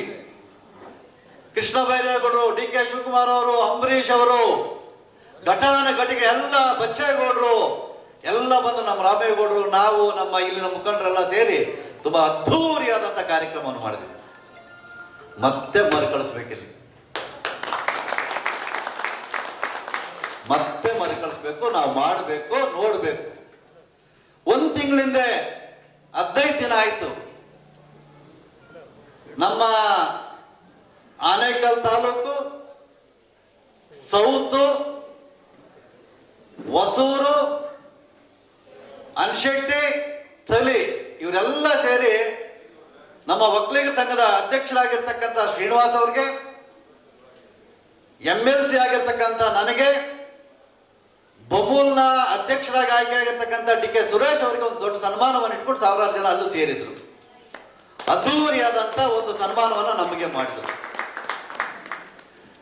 ಏನಕ್ಕೆ ಈ ಮಾತು ಹೇಳ್ತಾ ಇದ್ದೀನಿ ಅಂದ್ರೆ, ಎಲ್ಲ ಒಂದು ಕಡೆ ಏನಾದ್ರೂ ಒಂದು ಸೃಷ್ಟಿ ಮಾಡ್ಕೊಂಡು ಒಂದು ಸಮಾವೇಶ ನಾವೆಲ್ಲ ಸೇರ್ಬೇಕು, ಒಟ್ಟಿಗೆ ಊಟ ಮಾಡಬೇಕು. ಅದು ಬೇರೆ ಒಕ್ಕಲಿಗರ ಊಟ ಅಂತ ಹೇಳ್ತಾ ಇದ್ರು. ನಾನು ಇನ್ನೊಂದು ಕಾರ್ಯಕ್ರಮ ಇದೆ, ಹಾಗಾಗಿ ಹೊರಟು ಬಿಡ್ತೇನೆ. ನಾನು ಬೆಳಿಗ್ಗೆ 6 ಗಂಟೆಗೆ ಎದ್ದೇದವನು. ರಾಮನಗರದಲ್ಲಿ 3 ಕಾರ್ಯಕ್ರಮ ಉದ್ಘಾಟನೆ ಮಾಡಿ, ಪ್ಯಾಲೇಸ್ ಅಲ್ಲಿ ಇವತ್ತು ಖಾಸಗಿ ಶಾಲೆಗಳದ್ದು ಒಂದು ಇಡೀ ರಾಜ್ಯಾದ್ಯಂತ ಒಂದು ದೊಡ್ಡ ಸಮಾವೇಶ, ಮಂತ್ರಿಗಳೆಲ್ಲ ಬಂದಿದ್ರು. ಅಲ್ಲೋಗಿ ಬೇಗೂರಿಗೆ ಹೋಗಿ, ಬೇಗೂರಲ್ಲಿ ಒಂದು ಕ್ರಿಕೆಟ್ ಪಂದ್ಯಾವಳಿ ಉದ್ಘಾಟನೆಯನ್ನು ಮಾಡಿ, ಇಲ್ಲಿ ಬಂದು ಮತ್ತೆ ಬೇಗೂರಲ್ಲಿ ನಾನು ಬರ್ತಾ ಇದ್ದೀನಿ, ನಮ್ಮ ರಾಜಕೀಯದ ಯಾವುದೋ ಸಣ್ಣದೊಂದು ಸಭೆ ಇತ್ತು, ಅದು ಬರ್ತೀನಿ ಅಂತ ಹೇಳಿ ನನಗೆ ಮತ್ತೆ ಅಲ್ಲಿ ಹೋಗ್ಬೇಕು. ಹಾಗಾಗಿ ಲೇಟಾಗಿ ಬಂದಿದ್ದಕ್ಕೆ ಕ್ಷಮಿಸ್ಬೇಕು ಅಂತೇಳಿ ನಿಮ್ಮ ಜೊತೆ ನಾನಿದ್ದೀನಿ. ನೀವು ಮಾಡುವಂತ ಒಳ್ಳೆ ಕೆಲಸಗಳಿಗೆ ನಾನು ನಿಮ್ಮ ಜೊತೆಯಲ್ಲಿರ್ತೀನಿ. ಅತ್ಯುತ್ತಮವಾದಂತ ಕಾರ್ಯಕ್ರಮವನ್ನ ಇವತ್ತು ಮಾಡಿದಿರ. ಮಕ್ಕಳ ಪ್ರತಿಭೆಯನ್ನು ಕುರಿಸಿ ಪ್ರತಿಭಾ ಪುರಸ್ಕಾರ ಮಾಡಿದಿರ. ಸಾಹಿತಿಗಳನ್ನು ಕರೆದಿದ್ದೀರಾ, ಸ್ವಾಮೀಜಿಗಳನ್ನ ಕರೆದಿದ್ದೀರಾ, ರಾಜಕೀಯ ಮುಖಂಡರನ್ನ ಕರೆದಿದ್ದೀರಾ, ವಿವಿಧ ಕ್ಷೇತ್ರಗಳಲ್ಲಿ ಸಾಧನೆ ಮಾಡಿರ್ತಕ್ಕಂಥವ್ರು ಕರೆದಿದ್ದೀರಾ, ಅವರಿಗೆಲ್ಲ ಸನ್ಮಾನವನ್ನು ಮಾಡಿದ್ದೀರಾ. ಮುಂದಿನ ದಿನಗಳಲ್ಲಿ ಈ ರೀತಿಯಾದಂತಹ ಸಭೆ ಸಮಾರಂಭಗಳು ನಡೆಯಲಿ. ಒಂದು ಮಾತು ಸ್ವಾಮೀಜಿ ಹೇಳ್ತಾ ಇದ್ರು, ಅದನ್ನೇ ಮಾತನ್ನ ನಮ್ಮ ಕೃಷ್ಣೇಗೌಡರು ಹೇಳ್ತಾ ಇದ್ರು, ಕನಸನ್ನ ಕಾಣ್ರಿ. ಕೆಂಪೇಗೌಡರು 6ನೇ ವಯಸ್ಸಲ್ಲಿ ತಂದೆ ಜೊತೆ ವಿಜಯನಗರ ಸಾಮ್ರಾಜ್ಯವನ್ನು ನೋಡಿದಾಗ, ನಾನು ಅದೇ ಸಾಮ್ರಾಜ್ಯವನ್ನು ಬೆಂಗಳೂರಲ್ಲಿ ಕಟ್ಟಬೇಕು ಅಂತ ಚಿಗುರೊಡೆಯುತ್ತ ಕನಸು ಅವರಲ್ಲಿ. ಆ ಚಿಗುರು ಮೊಳಕೆ ಆಯ್ತು, ಮರ ಆಯ್ತು, ಎಂಬರವಾತು. ಇಡೀ ಪ್ರಪಂಚದಲ್ಲಿ ಅತ್ಯಂತ ವೇಗವಾಗಿ ಬೆಳೆಯುತ್ತ ನಗರಗಳಲ್ಲಿ ಬೆಂಗಳೂರು 3ನೇ ಸ್ಥಾನದಲ್ಲಿದೆ. ಅಂತಹ ನಗರವನ್ನ ಆ ಒಂದು ಹಂಪೆನೋಡನ್ನ ಕಟ್ಟಿದ್ರು. ಆ ಕನಸನ್ನ ನೀವು ಕಾಣ್ರಿ ಅಂತ ನಮ್ಮ ಸ್ವಾಮೀಜಿಗಳು ಹೇಳಿದ್ರು, ಪ್ರೊಫೆಸರ್ ಕೃಷ್ಣೇಗೌಡರು ಹೇಳ್ತಾ ಇದ್ರು. ಆಸೆ ದೊಡ್ಡದಾಗಿರ್ಲಿ ಅಂತ. ಸನ್ಮಾನ್ಯ ರಾಮೋಜಿಗೌಡರು ಸಹ ಇಲ್ಲಿ ಹೆಬ್ಬಗೋಡಿಗೆ ಬಂದಾಗ 0. ಇವತ್ತು ನಿಮ್ ಮುಂದೆ ನಿಂತ್ಕೊಂಡು ಮಾತಾಡ್ತಾ ಇದ್ದೀನಿ. 2 ಬಾರಿ ಸೋತೆ MLC, 3ನೇ ಬಾರಿ ನೀವೆಲ್ಲ ಸೇರಿ ಗೆಲ್ಸಿದ್ರಿ. ಹಾಗಾಗಿ ಕೃಷ್ಣೇಗೌಡರು ಹೇಳ್ತಾ ಇದ್ರು, ನಮ್ಮ ಕೆಂಪೇಗೌಡರು ಸಾಮಂತರಾಜರಾಗಿದ್ರು, ಯಾವುದೋ ಒಂದು ಇದರಲ್ಲಿ ಸೆರೆಮನೆ ವಾಸ ಇಟ್ಟಿದ್ರು. ಅಡ್ಡದಾರಿ ಹಿಡಿದಿದ್ರೆ ಬಹುಮನಿ ಸಾಮ್ರಾಜ್ಯದ ಸುಲ್ತಾನರು ಬಂದು ಆ ವಿಜಯನಗರ ಸಾಮ್ರಾಜ್ಯವನ್ನು ಆಕ್ರಮಣ ಮಾಡಿದಾಗ ಇವರು ಬೇರೆ ರೀತಿಯಾಗಿ ಉಪಯೋಗಿಸಿ ಇವರು ಪ್ರಬಲ ರಾಜರಾಗಬೇಕಾಗಿತ್ತು.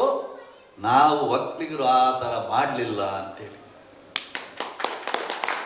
ನಮ್ಮ ಗುರಿ, ನಮ್ಮ ಆಸೆ, ನಮ್ಮ ದೃಷ್ಟಿ, ನಾವು ನಿಯತ್ತಾಗಿ ಏನಾದರೂ ಒಂದು ಸ್ಥಾನವನ್ನ ಗೆಲ್ಲಬೇಕು. ಆ ಸ್ಥಾನವನ್ನು ಗೆಲ್ಲಬೇಕಾದ್ರೆ ನೀವು ಸಹ ಮಕ್ಕಳೆಲ್ಲ, ನೀವು ಸಹ ನಮ್ಗೇನು ವಯಸ್ಸಾಗಿಲ್ಲ, ಏನಾದರೂ ಕನಸು ಕಾಣ್ರಿ. ನೀವು ದೊಡ್ಡವರಾದ್ರೆ, ನೀವು ಏನಾದರೂ ಇದು ಬಂದ್ರೆ ಒಂದಷ್ಟು ಸಮಾಜಕ್ಕೆ ನೀವು ಸೇವೆ ಮಾಡ್ರಿ. ಇವತ್ತು ರಾಮೋಜಿಗೌಡರು MLC ಆಗಿದ್ದಕ್ಕೆ 15 ಲಕ್ಷ ಇಲ್ಲಿ ಕೊಡ್ತೀನಿ ಅಂದ್ರು, 15 ಲಕ್ಷ ಅಲ್ಲಿ ಕೊಟ್ರು. ನಾನು MLC ಆಗ್ಲಿಲ್ಲ ಅಂದ್ರೆ, ನಾನು ನನ್ನ ಹತ್ರ ಪಾಪ ₹1 ಸಂಪಾದನೆ ಮಾಡಲಿಲ್ಲ ಅಂದ್ರೆ ನಾನೇನ್ ಮಾಡೋಕ್ಕಾಗತ್ತೆ? ಹಾಗಾಗಿ ನಾವೆಲ್ಲ ಅವರಷ್ಟಾಗಕ್ಕಾಗಲ್ಲ. ಯಾರಷ್ಟು? ಕೆಂಪೇಗೌಡರಷ್ಟಾಗಕ್ಕಲ್ಲ. ಆದ್ರೆ ಅವ್ರ ಮರಿ ಮಕ್ಕಳು, ಮೊಮ್ಮಕ್ಕಳ ರೀತಿಯಲ್ಲಿ ಆಗೋಣ. ನಾಳೆ ಪ್ರಭು ಕೆಂಪೇಗೌಡರು ಅವತ್ತು ಬೆಂಗಳೂರನ್ನು ಕಟ್ಟಿದ್ರು. ಇವತ್ತು ಕೆಂಪೇಗೌಡರ ಮಗ 1.5 ಲಕ್ಷ ಕೋಟಿಯನ್ನು ಖರ್ಚು ಮಾಡಿ ಬೆಂಗಳೂರನ್ನ ಮಾದರಿ ಬೆಂಗಳೂರನ್ನ ಮಾಡ್ತಾ ಇದ್ದಾರೆ. ಸನ್ಮಾನ್ಯ DK ಶಿವಕುಮಾರ್ ಅವರು 1.5 ಲಕ್ಷ ಕೋಟಿ. ಹಾಗಾಗಿ ಅಂತ ಶಕ್ತಿ ಇವತ್ತು ಬರ್ತಾ ಇದೆ. ಗುಡ್ ನ್ಯೂಸ್ ಬರ್ತಾ ಇದೆ, ಇರ್ರಿ, ಯಾಕ್ರಿ ಯೋಚನೆ ಮಾಡ್ತೀರಾ? ಹಾಗಾಗಿ ಆ ರೀತಿಯಾದಂತ ಸಾಧನೆಯನ್ನ ನಾವು ಮಾಡಬೇಕು, ನಾವು ನೀವೆಲ್ಲ ಸೇರ್ಬೇಕು. ಈ ರೀತಿ ಇವತ್ತು ಉದಾಹರಣೆಗೆ ರಾಕೇಶ್ ಅವರು ಇರ್ಬೋದು, ಮುಂದಿನ ದಿನ ತಿಮ್ಮೇಗೌಡ ಇರ್ಬೋದು, ಬೊಮ್ಮೇಗೌಡ ಇರ್ಬೋದು, ಯಾರು ನಮ್ಮ ಸಂಘಕ್ಕೆ ನಮಗಾಗಿ ಸೇರಿ 4 ಜನಕ್ಕೆ ಸೇರಿಸಿ ಏನೋ ಒಳ್ಳೆ ಕೆಲಸ ಮಾಡ್ತೀನಿ ಅಂದ್ರೆ ನಾನು ನಿನ್ ಜೊತೆಲಿ ಇದೀನಪ್ಪ, ಬೆನ್ ತಟ್ರಿ, ಕಾಲು ಎಳಿಬೇಡ್ರಿ. ಆ ನಿಟ್ಟಿನಲ್ಲಿ ನಾವೆಲ್ಲ, ನಾನು ಯಾರೇ ಒಕ್ಕಲಿಗರ ಕಾರ್ಯಕ್ರಮ ಅಂತಂದ್ರೆ ಪ್ರಥಮವಾಗಿ ಬಂದು ನಿಮ್ ಜೊತೆ ನಾನು ಇರ್ತಾ ಇದ್ದೀನಿ ಈ 15 ವರ್ಷಗಳಿಂದ. ಹಾಗಾಗಿ ನಾನು ಭಾಷಣ ಮಾಡಲ್ಲ ಅಂದ್ರೆ ಅದೇನೋ ಇಲ್ಲಿ ಬಂದ್ಮೇಲೆ, ಮೈಕ್ ಬಂದ್ಮೇಲೆ, ನಿಮ್ಮನ್ನೆಲ್ಲ ನೋಡಿದ್ಮೇಲೆ ಏನೇನೋ ಮಾತಾಡ್ಬಿಟ್ಟೆ, ಸಾರಿ ಹೆಚ್ಚಿಗೆ ಮಾತಾಡಬಾರ್ದು, ನನಗೆ ಮತ್ತೆ ಬೇಗೂರಿಗೆ ಹೋಗೋದ್ರಿಂದ ಕ್ಷಮಿಸ್ಬೇಕು ಅಂತೇಳಿ ರಾಕೇಶ್ಗೆ ಇಷ್ಟೊತ್ತು ಚೆನ್ನಾಗಿ ಕಾರ್ಯಕ್ರಮ ಮಾಡೋದಕ್ಕೆ ಎಲ್ಲ ಪದಾಧಿಕಾರಿಗಳಿಗೆ ನನ್ನ ತುಂಬು ಹೃದಯದ ಅಭಿನಂದನೆಗಳು ಸಲ್ಲಿಸಿ ನನ್ನ ಮಾತುಗಳಿಗೆ ವಿರಾಮ ಹೇಳ್ತೇನೆ. ಜೈ ಹಿಂದ್, ಜೈ. 15 ಲಕ್ಷ ಬೇಡ, ನಿವೇಶನ ಕೊಡಿ ಅಂತ ನಾವು ನಮ್ಮ ಸಂಘದಿಂದ ಆಹ್ವಾನ ಮಾಡ್ತೇವೆ. ನಮಗೆ ನಿವೇಶನ ಬಲ ಬೇಕು ಅಂತ ನಮ್ಮ ಸಂಘದ ವತಿಯಿಂದ ಮನವಿ. ಲಂಚ ಹೊಡಿ ದುಡ್ಡು ಮಾಡು ಇಷ್ಟು ಹೇಳ್ಕೊಡ್ತೀವಿ ನಾವು. ಡಾಕ್ಟ್ರಿಗೆ ಹೇಳಿ, ರಕ್ತ ಹೇಳಿ ದುಡ್ಡು ಮಾಡು, ಹೇಳಿ ಮಾಡಿ ಕಟ್ಟು, ಬಡವರಾಗೆ ಇರಲಿ, ಸಾವುಕಾರ ಆಗಲಿ ಅಂತ ಹೇಳಿ ನಾವು ಸಂಸ್ಕಾರ ತುಂಬ್ತೀವಿ. ನಮ್ಮ ಶಿಕ್ಷಣ ಕೊಡೋದು. ಈ ಭಾವನೆಯನ್ನು ನೀವು ಸರಿಪಡಿಸ್ತಾ ಹೋದ್ರೆ ಶಿಕ್ಷಣದಲ್ಲಿ ಮಕ್ಕಳನ್ನ, ಭಾವಿ ಜನಾಂಗವನ್ನ ಈ ರೀತಿ ನಾವು ಬೆಳೆಸದೆ ಹೋದ್ರೆ ನಾವು ಪಾಪಿಗಳಾಗ್ತೀವಿ. ನಮ್ಮ ತಾತ, ನಮ್ಮ ಮುತ್ತಾತ ಎಲ್ಲ ಯಾರು ಸ್ಕೂಲ್ಗೆ ಹೋಗೇ ಇರಲಿಲ್ಲ. ನಮ್ಮಪ್ಪ ದನ ಕಾಯ್ತಾ ಇದ್ದ. ನಾನು 2 MA ಮಾಡಿದೆ, English MA, Kannada MA, 2 rank. PhD Tamil Nadu ಯೂನಿವರ್ಸಿಟಿಯಲ್ಲಿ ಮಾಡಿದೆ ನಾನು. ಕರ್ನಾಟಕದಲ್ಲಿ ಮಾಡಲಿಲ್ಲ, ಯಾಕೆಂದ್ರೆ ತಲೆ ಹಿಡಿಬೇಕು, ದುಡ್ಡು ಕೊಡಬೇಕು, ಅದಕ್ಕೆ ಮಾಡಲಿಲ್ಲ ನಾನು. ಯಾಕಿದನ್ನು ಹೇಳ್ತೀನಿ ಅಂದರೆ ವಿದ್ಯೆ ಅನ್ನೋದು ನಿಮ್ಮ ಆಸಕ್ತಿ ಸೇರಿದ ವಿಷಯ, ಮಕ್ಕಳ ಆಸಕ್ತಿಗೆ ಸೇರಿದ ವಿಷಯ ವಿದ್ಯೆ. ಅದು ಸಾಧನೆಯಿಂದ ಬರ್ತದೆ, ಶ್ರಮದಿಂದ ಬರ್ತದೆ, ತಪಸ್ಸಿನಿಂದ ಬರ್ತದೆ. ಇಷ್ಟು ಹೇಳಿ ನಾನು ಮಾತಾಡಬಾರ್ದು ಅಂದ್ಕೊಂಡಿದ್ದೆ, ಯಾಕೆಂದರೆ ತುಂಬ ಜನ ಮಾತಾಡೋರಿದ್ದಾರೆ. ನಮ್ಮ ಡಾಕ್ಟರ್ ಆಂಜನಪ್ಪನವರು ನಾವು ಬಹಳ ಆಪ್ತರು, ಬಹಳ ಗೆಳೆಯರು. ನಾವು ಅವ್ರ ಮಾತು ಕೇಳಬೇಕು. ಪ್ರಭಾಕರ್ ಅವರು ಇಂಥವರೆಲ್ಲ ಇದ್ದಾರೆ ತರುಣರು. ನನಗೆ ಖುಷಿ ಅನ್ನೋದ್ರೆ ಎಂಥ ಜನಾಂಗನ ಕೆಂಪೇಗೌಡರ ವಂಶ ಸೃಷ್ಟಿ ಮಾಡಿದೆ. ರಾಮೇಗೌಡರು ಹಾಕಿದ ಬೀಜ ನಿಮಗೆ ಗೊತ್ತಿಲ್ಲ. ಒಕ್ಕಲಿಗರ ಸಂಘ ರಾಮೇಗೌಡರು ಶಿವಣ್ಣವರು ಆ ಕಾಲದಲ್ಲಿ. ಈಗ ನಮ್ಮ ರಾಕೇಶ್ ಗೌಡರು ಬಂದಿದ್ದಾರೆ, ನಮ್ಮ ರಾಜೇಂದ್ರಪ್ಪನವರು ಬಂದಿದ್ದಾರೆ. ಅವರೆಷ್ಟು ತ್ಯಾಗ ಮಾಡಿದ್ದಾರೆ ಅಂತ ನಿಮ್ಗೆ ಗೊತ್ತಿಲ್ಲ. ಎಷ್ಟು ದುಡ್ಡು ಹಾಕಿ ಸಭೆ ನಡೆಸಿ ನಮ್ಮ ಶಾಲೆ ವಿದ್ಯಾಸಂಸ್ಥೆ ಶಾಲೆನಲ್ಲಿ 5 ವರ್ಷ ಒಕ್ಕಲಿಗರ ಸಂಘದ ಸಭೆ ನಡೀತು. ಯಾಕೆಂದ್ರೆ ಜಾಗ ಇರಲಿಲ್ಲ, ಈಗಲೂ ಇಲ್ಲ. ಆದರೆ ಈಗ ಪದ್ಮನಾಭ ಅನ್ನೋರ ಆನೇಕಲ್ನಲ್ಲಿ ಒಂದು ಸಭಾಂಗಣನ ನಿರ್ಮಾಣ ಮಾಡೋಕ್ಕೆ ಅಲ್ವಟ್ಟಿದ್ದಾರೆ. ಇಲ್ಲಿ ರಾಕೇಶ್ ಗೌಡರು ರಾಜೇಂದ್ರಪ್ಪನವರ ಶ್ರಮ ಇದೆ. ಇವತ್ತನೇ ನಾವು ಕಾಡಿ ಬೇಡಿ ನಮ್ಮ ಗೌಡರು ಆಚೆ ಹೋದ್ರಲ್ಲ MLC ಅವರು ಇದನ್ನು ತಗೊಂಡು ಅಲ್ಲಿ ಕಟ್ಟಲಿ. ನನಗೆ 84 ವರ್ಷ, ನಾವು ಇರ್ತೀವೋ ಇಲ್ವೋ, ನೀವಿರ್ತೀವಿ. ಇವತ್ತು ಬಹುಮಾನ ಪಡೆದ ಮಕ್ಕಳು ಇರ್ತೀವಿ. ನೀವೆಲ್ಲ ಡೊನೇಟ್ ಮಾಡಬೇಕು, ಒಳ್ಳೊಳ್ಳೆ ಹುದ್ದೆಗಳಿಗೆ ಸೇರ್ಕೊಳ್ಳಿ. ನೀವು ಸ್ವಯಂ ಉದ್ಯೋಗ ಮಾಡಿ, ನೀವು ಉದ್ಯೋಗಪತಿಗಳಾಗಿ ಇನ್ನೊಬ್ಬರಿಗೆ ಕೆಲಸ ಕೊಡಿ. ಇನ್ನೊಬ್ಬರು ನನಗೆ UPSC ಸೆಲೆಕ್ಷನ್ ಆಗಿತ್ತು, ಏನೋ ಗೊತ್ತಿಲ್ಲ. ಪ್ರಭಾಕರ್ ಅವರು ಹೇಳಬೇಕು, 1 ಕೋಟಿ 1.5 ಕೋಟಿ ಲಂಚ ಕೊಡಬೇಕಂತೆ UPSC ಸೆಲೆಕ್ಷನ್ಗೆ. ಆಮೇಲೆ ಅಪಾಯಿಂಟ್ಮೆಂಟಿಗೆ ಲಂಚ ಕೊಡಬೇಕಂತೆ. ನನಗೆ ಗೊತ್ತಿಲ್ಲ. 2-3 ಹುದ್ದೆಗಳು ಸರ್ಕಾರಿ ಹುದ್ದೆಗಳನ್ನ ನಾನು ಬಿಸಾಕ್ದೆ, ತಿಪ್ಪೆಗಾಗ್ದಂಗೆ. ಯಾಕೆ ಅಂತ ಹೇಳಿದ್ರೆ ಸಮಾಜಕ್ಕೆ ನಾವೇನು ಕೊಡಬೇಕು?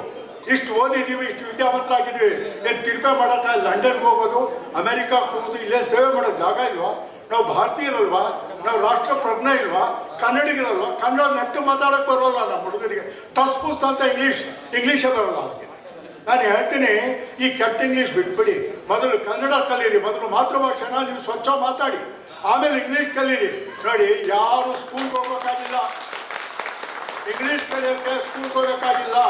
నేను తెలుగులో మాట్లాడతాను ఎప్పుడు వస్తుంది? ನಾನು ತೆಲುಗು ಬರುತ್ತೆ, ತಮಿಳು ಬರುತ್ತೆ, ಅದೆಲ್ಲ ಅವರಿವ್ರು ಮಾತಾಡೋದು ನೋಡಿ ಕಲ್ತಿರೋದು. ನಾನು ಈ ತಾಲೂಕಿನೇ ಅಲ್ಲ, ಹೊರಗಿನಿಂದ ಬಂದವನು. ಹೊರಗಿನಿಂದ ಬಂದು ತೆಲುಗು ತಮಿಳು ಎಲ್ಲ ಕಲ್ತೋ. ಇಂಗ್ಲೀಷು ಹಂಗೆ ಕಲಿಬೋದು. ಸ್ಕೂಲ್ಗೆ ಕಲಿಯೋದು ಕೆಟ್ಟ ಇಂಗ್ಲೀಷು, ಆಡ್ತಾ ಓಡ್ತಾ ನೋಡ್ತಾ ಕಲಿಯೋದು ಒಳ್ಳೆ ಇಂಗ್ಲೀಷು. ಅದರಿಂದ ನಿಮ್ಮ ಮಕ್ಕಳಿಗೆ ಮಾತೃಭಾಷೆಯನ್ನು ಪ್ರೀತಿಸೋದನ್ನು ಕಲ್ತಿರಿ. ಜಗತ್ತಿನಲ್ಲಿ 8160 ಭಾಷೆ ಇದೆ, ಎಲ್ಲ ಕಲೀರಿ. ಹೇಳ್ತಾರೆ ನಮ್ಮ ಆನೇಕಲ್ ತಾಲೂಕಲ್ಲಿ 23 ಭಾಷೆ ಇದೆ. ಅಕ್ಕಿ ಪಿಕ್ಕಿ ಭಾಷೆ ಗೊತ್ತಾ? ಆವಿಡಿಯವ್ರ ಭಾಷೆ ಗೊತ್ತಾ? ಜೋಗಲ ಭಾಷೆ ಗೊತ್ತಾ? ಇವರು ಅಲ್ಲಿ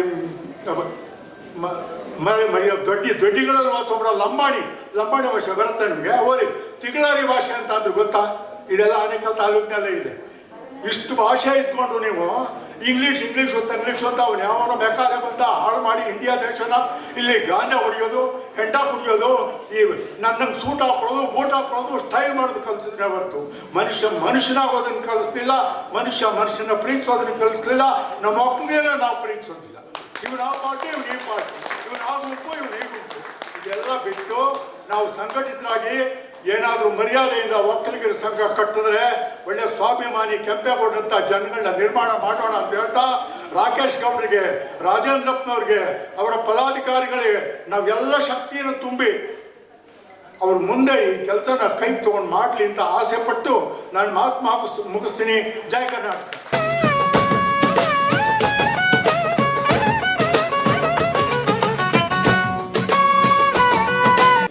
ನೋಡೋಕ್ಕೆ ನಾನು ಸೂಟ್ ಹಾಕೊಂಡು ಬೆಳ್ಳಗಿದ್ರು ಕೂಡ ನಾನು ಕರೆಕಲ್ ತುಮಕೂರು ಒಬ್ಬ ರೈತನ ಮಗ. ಒಂದು ಚಪ್ಪಾಳೆ.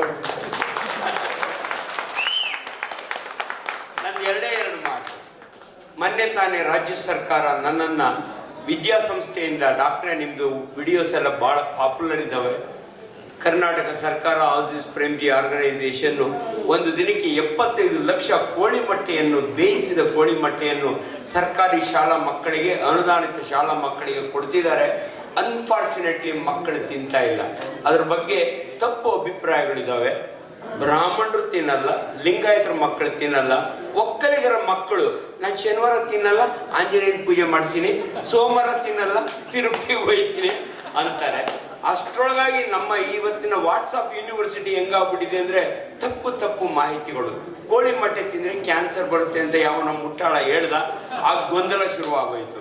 ಆಗ ನಾನೊಬ್ಬ ವಿದ್ಯಾವಂತನಾಗಿ ಕ್ವಾಲಿಫೈಡ್ ಡಾಕ್ಟರ್ ಆಗಿ ಗ್ಯಾಸ್ಟ್ರಾಂಟ್ರಾಲಜಿಸ್ಟ್ ಆಗಿ ನಾನೊಂದು ವಿಡಿಯೋ ಮಾಡಿದೆ. ದಯವಿಟ್ಟು ದಿನಕ್ಕೊಂದು ಮೊಟ್ಟೆ ತುಂಬುವುದು ನಿಮ್ಮ ಹೊಟ್ಟೆ. ನಾನು ದಿನ ಒಂದು ಕೋಳಿ ಮೊಟ್ಟೆ ತಿಂತೀನಿ. ದಯವಿಟ್ಟು ನೀವು ನಿಮ್ಮ ಮಕ್ಕಳಿಗೆ ನೀವು ಕೂಡ ಅತ್ಯಂತ ಅದ್ಭುತವಾದ, ನಾವೇ ರೈತರು, ನಮ್ಮಮ್ಮ ಕೋಳಿ ಸಾಕಿರೋಳು, ಆ ಕೋಳಿ ಮೊಟ್ಟೆ ಇಕ್ಕೋದು. ಹಂಗಾಗಿ ಆ ಮೊಟ್ಟೆಯನ್ನು ನನ್ನ ಜವಾಬ್ದಾರಿ, ಸಾಮಾಜಿಕ ಜವಾಬ್ದಾರಿ. ನಾನು ನಿಮಗೆ 15 ಲಕ್ಷ ಕೊಡ್ತೀನಿ ಅಂತ ಹೇಳಲ್ಲ, ಯಾಕಂದರೆ ನಾನೊಬ್ಬ ವೈದ್ಯ. ನಿಮ್ಗೆಲ್ಲರೂ ಕೂಡ ಫ್ರೀ ಕನ್ಸಲ್ಟೇಷನ್ ಕೊಡ್ತೀನಿ. ಸಾಯುವವರೆಗೂ ನಾನು ಭಾಳ ಹೆಮ್ಮೆಯಿಂದ ಹೇಳ್ಕೊಳ್ತೀನಿ.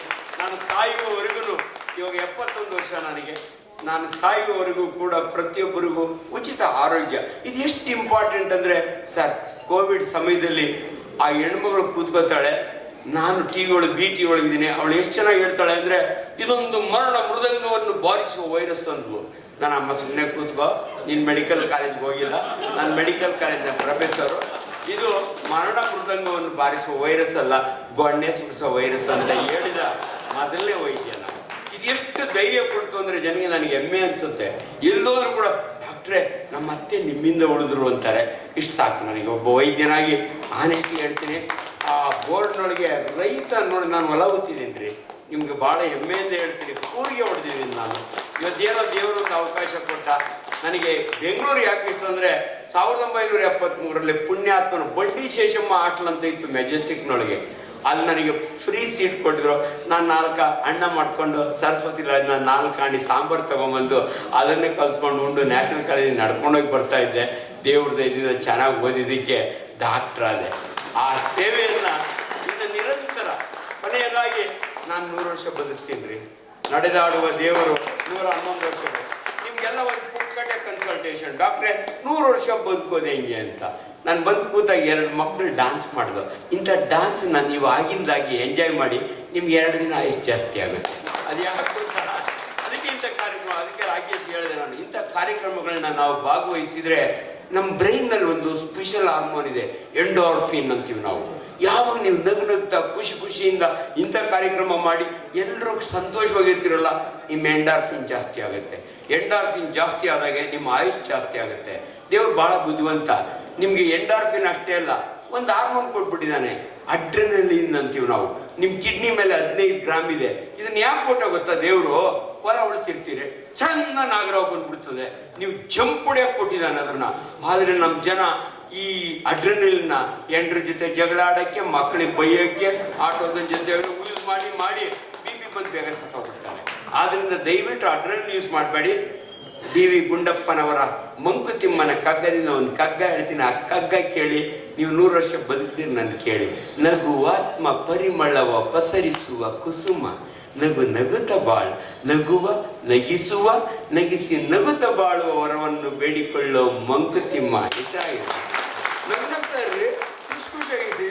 ಸೋನಿಯಾ ಗಾಂಧಿ ಕಷ್ಟ ಆಯಮ್ಮನಿಗೆ, ಆನೆ ಕಷ್ಟ ಆನೆಗೆ, ಸೊಳ್ಳೆ ಕಷ್ಟ ಸೊಳ್ಳೆಗೆ, ನನ್ನ ಕಷ್ಟ ನನಗೆ. ಕಷ್ಟಗಳ ಮಧ್ಯೆ ಬದುಕುವುದನ್ನು ಕಲಿಬೇಕಲ್ಲ.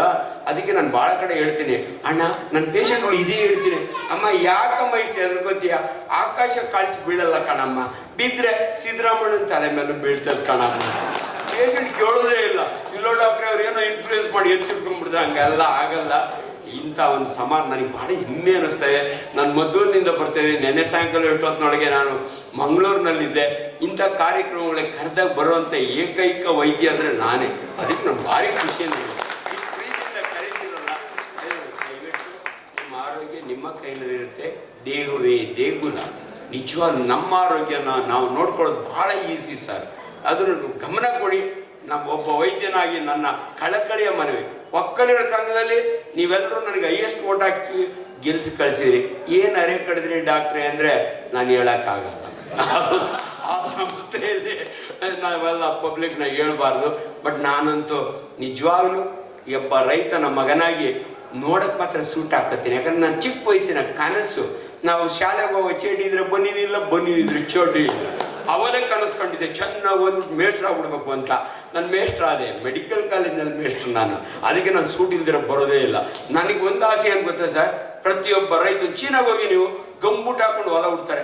ನಮ್ಮ ರೈತರೆಲ್ಲ ನಂತರ ಸೂಟ್ ಹಾಕೊಂಡು ಹೊಲ ಉಡಬೇಕು. ಅದೇ ನನ್ನ ಆಸೆ. ಒಳ್ಳೇದಾಗಲಪ್ಪ. ನೀವೆಲ್ಲರೂ ಸೇರಿ ಇಂಥ ಒಳ್ಳೆ ಕಾರ್ಯಕ್ರಮ ಮಾಡಿದ್ದೀರಿ, ನಿಜವಾಗ್ಲೂ ಹೆಮ್ಮೆ ಅನಿಸುತ್ತೆ. ಇಂಥ ಹಿರಿಯರನ್ನು ಕರೆದು ಸನ್ಮಾನಿಸಿ ಎಂತೆಂಥ ಗಣ್ಯ ವ್ಯಕ್ತಿಗಳು ಇಲ್ಲೇ ಅಷ್ಟೇ ಅಲ್ಲ, ಇಲ್ಲಿಯೂ ಕೂಡ ಎಷ್ಟೊಂದು ಗಣ್ಯ ವ್ಯಕ್ತಿಗಳಿದೆ. ನಿಮ್ಗೆಲ್ಲರೂ ದೇವರು ಒಳ್ಳೇದು ಮಾಡಲಿ. ನನ್ನ ಕಡೆಯಿಂದ ಒಂದೇ ಆಶಯ, ನೀವೆಲ್ಲರೂ ಕೂಡ ಆರೋಗ್ಯವಾಗಿ 100 ವರ್ಷ ಬದುಕಲಿ ಅಂತ ಆಶಿಸಿ ನಾನು ಮಾತು ಮುಗಿಸ್ತೀನಿ. ನಮಸ್ಕಾರ.